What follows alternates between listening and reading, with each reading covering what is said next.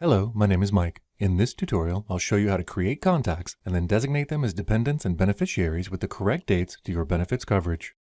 I'm signed in as an employee, Linda Swift. Linda just had a baby and needs to add the baby to her benefits coverage. There are 3 important things to remember when adding dependents and beneficiaries. First, before you can designate anyone as a dependent or beneficiary, you must create their contact record in your benefits work area. I'm adding Linda's newborn as a contact. If I don't add him as a contact, I won't be able to see him when I try to designate him in Linda's benefits coverage. Second, remember to set an appropriate relationship start date when entering benefits contacts. The relationship start date should be the date the contacts become eligible for coverage. In this case, I need to enter the baby's date of birth. I want him to be covered from his birth on. If Linda had just married and wanted to add her spouse, she would need to enter their wedding date. If her spouse lost coverage and she was adding him, she would need to enter the date she wanted her benefits to start covering him.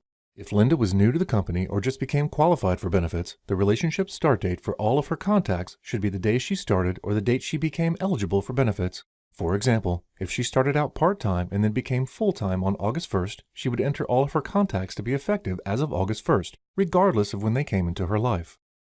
If someone already existed as a contact and the relationship changed, she would need to enter a new relationship start date for that relationship. For example, if she had a friend as an emergency contact and she married that friend, she would need to change the relationship start date to the wedding date and change the relationship to spouse. After making this change, she would then change her benefit elections and add coverage for her new spouse.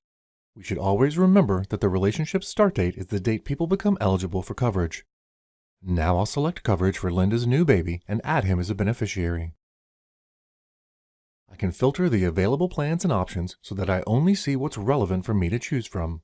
I can also expand a plan to see the rates for the plan.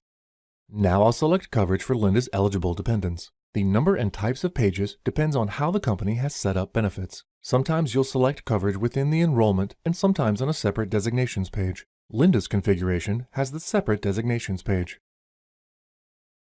The most important step to remember is that we must select the Cover checkbox for the new baby for each benefit election we want to cover him.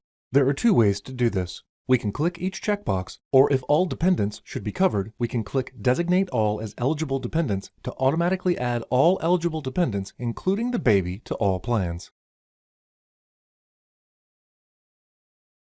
Linda's new baby is now covered in all of her benefit plans.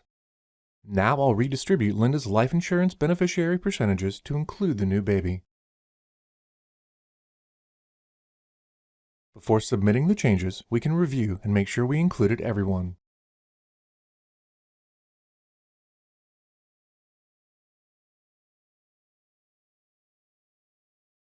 All of Linda's benefit plans now include her new baby, and he's also a beneficiary of Linda's life insurance plans. If I have any questions about my coverage, I can review my benefits at any time.